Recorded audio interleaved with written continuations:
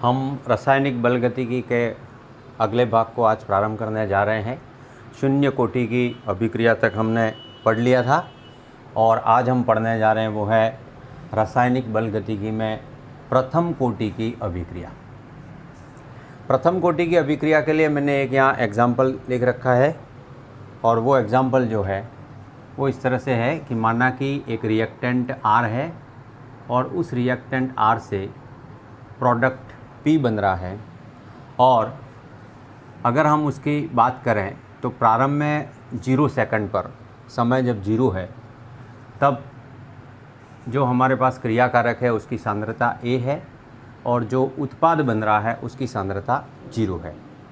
T समय पर अगर A के x मोल अपघटित हो जाते हैं तो हमारे पास जो क्रिया कारक है उसकी सांद्रता A माइनस x हो जाती है और जो उत्पाद हैं उनकी सांद्रता हमारे पास x मोल हो जाती है।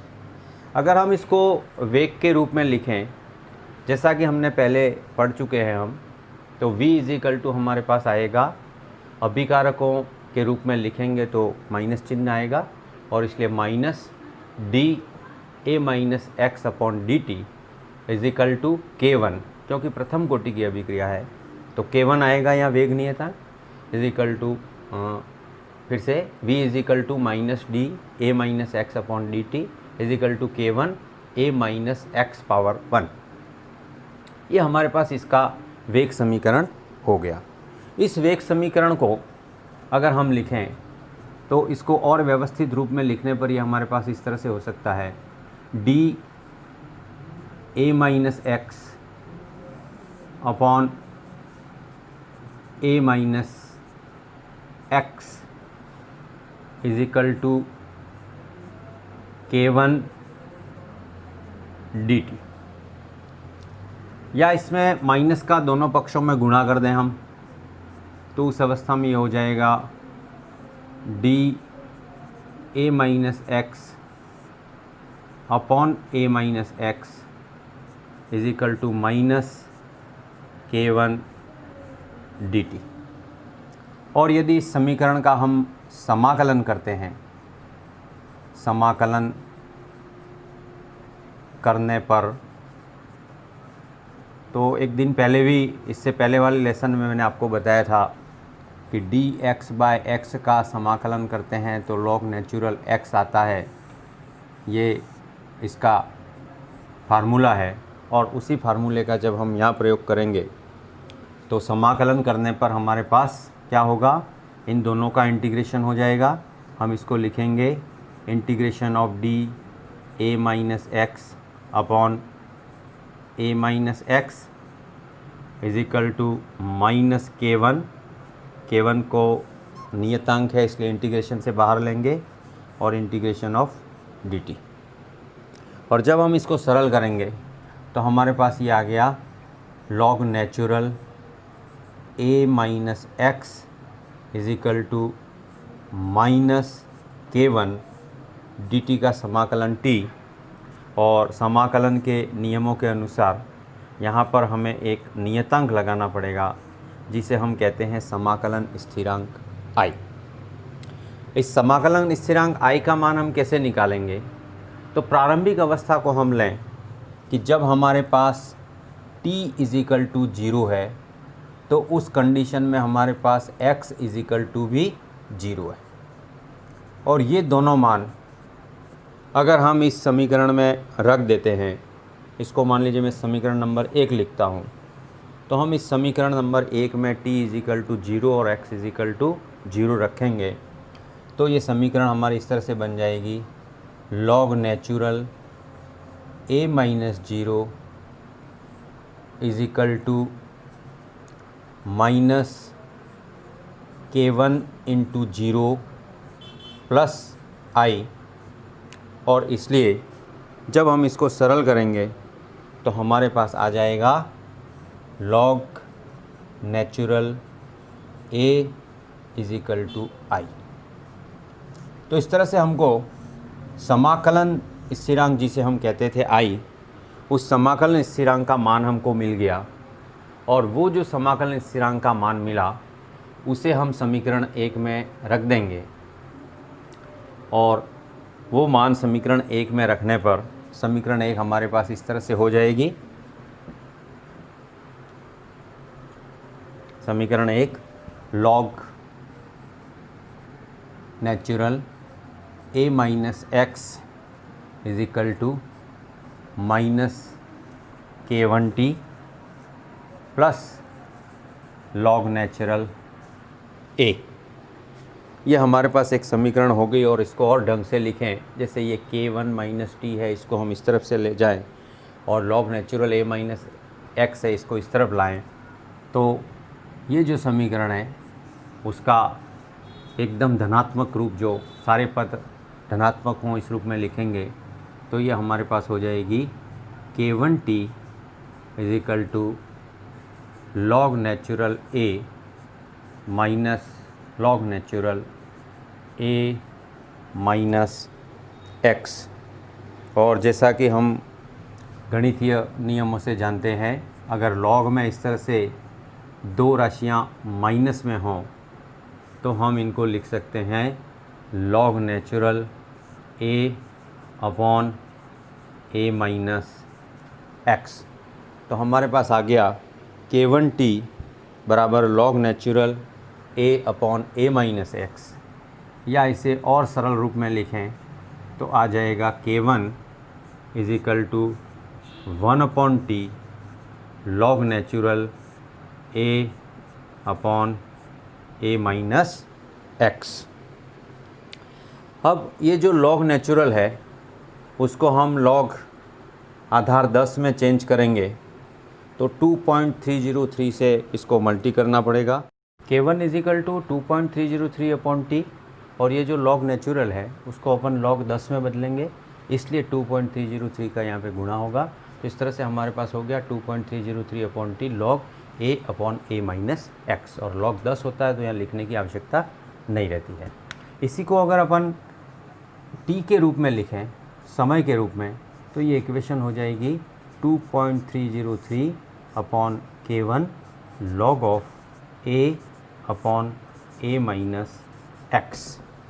और इस समीकरण का दो समय के लिए हम लें कि मान लीजिए एक समय हमारे पास t is equal to T1 है और दूसरा समय हमारे पास t is equal to T2 है, तो हमारे ये जो इक्वेशन है उसको हम इस ढंग से लिख सकते हैं T1 is equal to 2.303 upon k1 log of a upon a minus x1।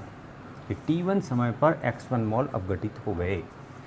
T2 समय पर अगर अभिकारक के x2 मोल अपघटित हो जाते हैं तो उसके लिए इक्वेशन हो जाएगी T2 upon K2 log of a upon a minus x2। और इसलिए दोनों इक्वेशन को जब हम घटाएंगे तो हमारे पास आएगा, ये K2 नहीं है, इसको K1 करें, है ना, इसको क्या करना है, K1 करना है। T2 is equal to 2.303 upon K1 log of a upon a minus x2। तो यहाँ दोनों को घटाने पर हमारे पास आएगा T2 माइनस T1 बराबर 2.303 अपॉन K1।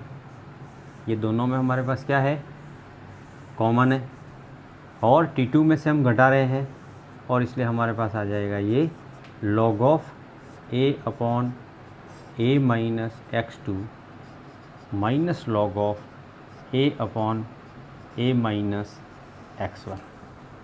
और इसको हम व्यवस्थित ढंग से लिखें तो 2.303 अपॉन K1, फिर से यहाँ लघुगणक के वो सूत्र लगेंगे, log a minus log b is equal to log a upon b। तो ये हमारे पास हो गया log of a upon a minus x2 upon log of, यहाँ हो जाएगा a upon a minus x1। और इस तरह से जब हम इसको सरल करेंगे तो हमारे पास हो गया 2.303 अपॉन K1, और ये आ जाएगा log of a minus x1 upon a minus x2। ये हमारे पास एक समीकरण आ जाएगी और ये हो गई समयांतराल T2 माइनस T1 के लिए। हम दो समय T1 और T2 पर अगर इस तरह से x1 और x2 मोल अपघटित होते हैं तो एक नया समीकरण ऐसा बना सकते हैं। मल्टी कर दिया तो ये हो जाएगा लॉग, हमारे पास लॉग का आधार 10 मतलब, ठीक है। और इस तरह से जब हम इसको और व्यवस्थित रूप से लिखेंगे तो ये हमारे पास हो गया T2 minus T1 is equal to 2.303 upon K1 और ये हो गया लॉग ऑफ, क्या आएगा यहाँ पर, ये अंश में चला जाएगा, ये हर में चला जाएगा, तो A upon A minus x2 upon A minus A minus x1। और इसलिए जब हम इस पद को और आगे सरल करेंगे तो और आगे सरल करने पर हमारे पास ये क्या आएगा, हमारे पास आएगा T2 माइनस T1 बराबर 2.303 K1 लॉग ऑफ आ गया A minus x2 upon A minus x1। ये हमारे पास एक समीकरण हो गई और इसे हम समीकरण दे सकते हैं समीकरण नंबर 4। अब ये जो समीकरण हमें प्राप्त हुई समीकरण 3 और 4, तो दोबारा मैं यहाँ समीकरण 3 की चर्चा करूँगा। समीकरण 3 में हमने लिखा था T is equal to 2.303 upon K1 log of A upon A minus x लिखा था। इस समीकरण को अगर हम थोड़ा सा ढंग से लिखना चाहें तो ये हमारे पास हो जाएगा log of A upon A minus x is equal to K1 upon 2.303 into T। इस ब्रैकेट को थोड़ा बड़ा कर दीजिए आप, ये इस पूरे के साथ, तो ये हो गया log of A upon A minus X is equal to K1 upon 2.303 T। और ये जो समीकरण है अगर हम इस पूरी राशि को y माने तो ये हो गया हमारे पास y इज इक्वल टू ये m और ये x। जो गणित के विद्यार्थी हैं ये y is equal to mx type का हमारे पास समीकरण हुआ। और इसलिए जब हम इसका ग्राफ खींचेंगे तो अगर हम y अक्ष पर a इस राशि को लें और x अक्ष पर इस राशि को लें तो जो ग्राफ खींचेंगे उस ग्राफ का जो tan थीटा आएगा वो हमारे पास K1 अपॉन 2.303 के इक्वलेंट आएगा। तो इसका ग्राफ जब हम खींचेंगे वो ग्राफ इस तरह से होगा। देखिए ये आपकी एक y अक्ष हो गई और ये x अक्ष है। x अक्ष पर हम t को ले रहे हैं और y अक्ष पर हम log a upon a minus x को ले रहे हैं। उसका एक ग्राफ खींचेंगे, वो ग्राफ इस तरह से आएगा और इस लाइन के लिए हमारे पास tan theta is equal to आ जाएगा K1 अपॉन 2.303। जो कहाँ से निकाल सकते हैं हम, जो हम इसके ढाल से निकाल सकते हैं। ये हमारे पास क्या है, डेल्टा t है और ये हमारे पास क्या है, डेल्टा x है। तो इस तरह से प्रथम कोटि अभिक्रिया के लिए हम इस समीकरण के लिए एक ग्राफ इस प्रकार का खींच सकते हैं। इसी समीकरण को अगर हम दूसरे रूप में लिखना चाहें तो दूसरे रूप में ये हमारे पास किस प्रकार से हो जाएगा। तो देखिए इस ग्राफ को मैं यहाँ से हटा रहा हूँ और इसी को जब हम दूसरे रूप में लिखना चाहेंगे तो ये हमारे पास हो जाएगा log of a minus log of a minus X is equal to K1 upon 2.303 into T. अब अगर a को हम प्रारंभिक सांद्रता मानते हैं तो प्रारंभिक सांद्रता फिक्स है और इसलिए log a का मान क्या हो गया, निश्चित हो गया। और log a का मान निश्चित हो गया इसका मतलब ये अपने आप में कैसा है, उस पर्टिकुलर जिसकी हम बात कर रहे हैं उस अभिक्रिया के लिए ये एक नियतांक का काम करेगा। और उसको हम इधर ले आएँ तो ये हमारे पास हो गया minus log of a minus X is equal to K1 upon 2.303 into T minus log of a।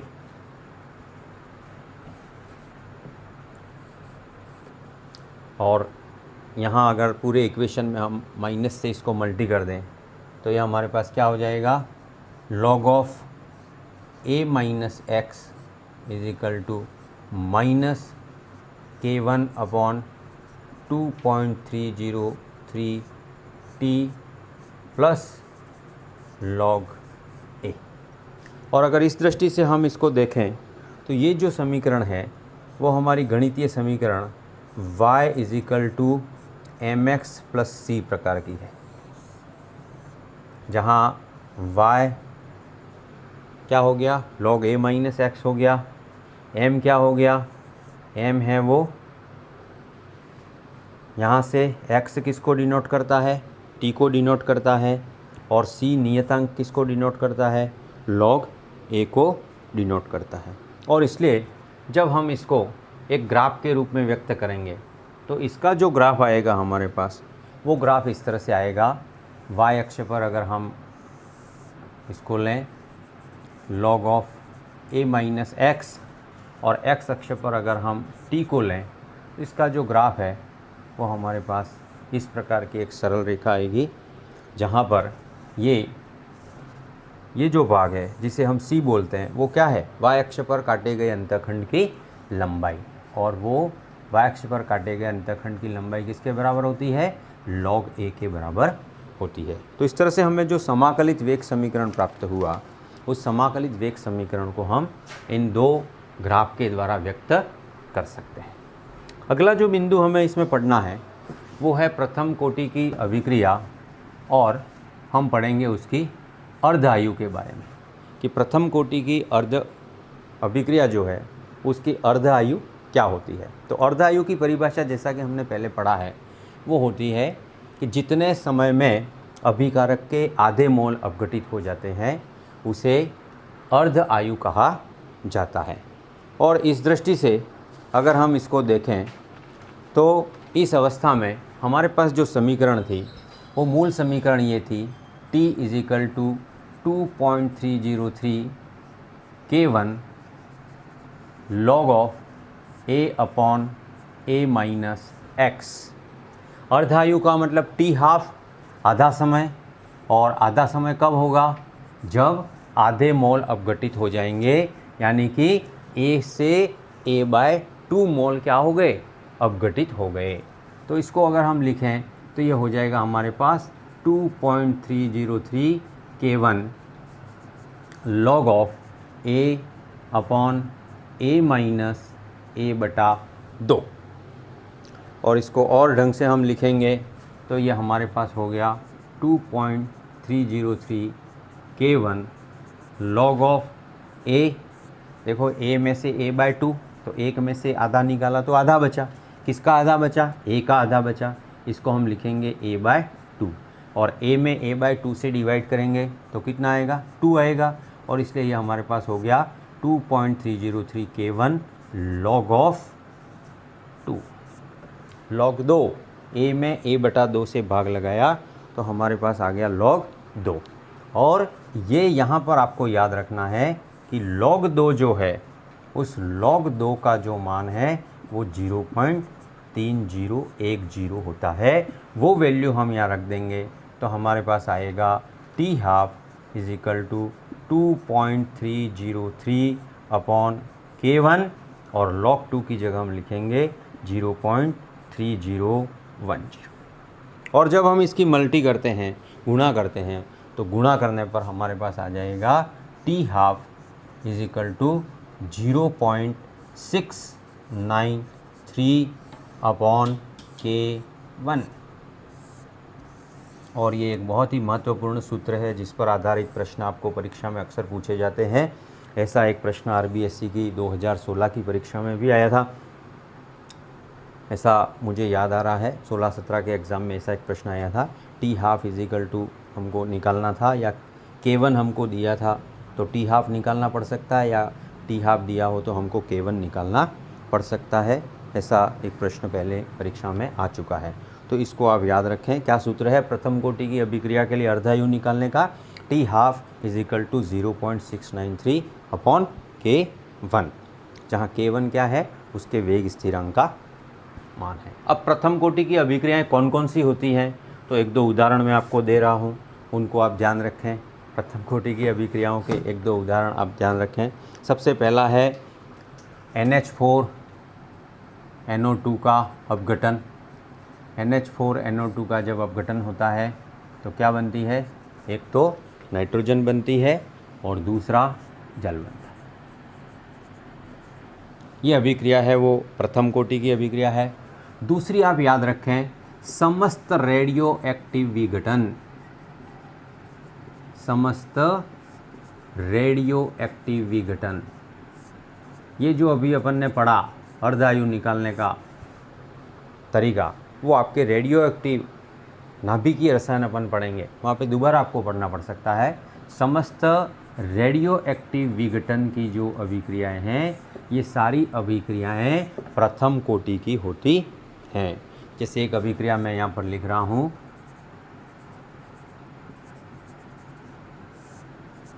इसका अपघटन हो रहा है और इसके अपघटन से अल्फा कण बाहर निकल जाता है, और अल्फा कण बाहर निकलने के बाद ये हमारे पास किस में कन्वर्ट हो गया? ये 88 है, ये 86 है। तो ये अभिक्रिया है वो क्या है हमारे पास? प्रथम कोटि की अभिक्रिया है।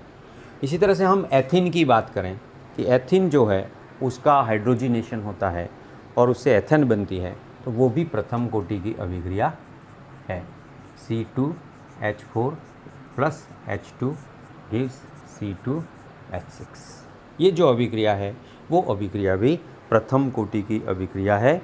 लेकिन अगर सारे अभिकारक जो हैं और उत्पाद जो हैं वो गैसीय हैं, तो उस अवस्था में सांद्रता के स्थान पर हम किसका प्रयोग करते हैं?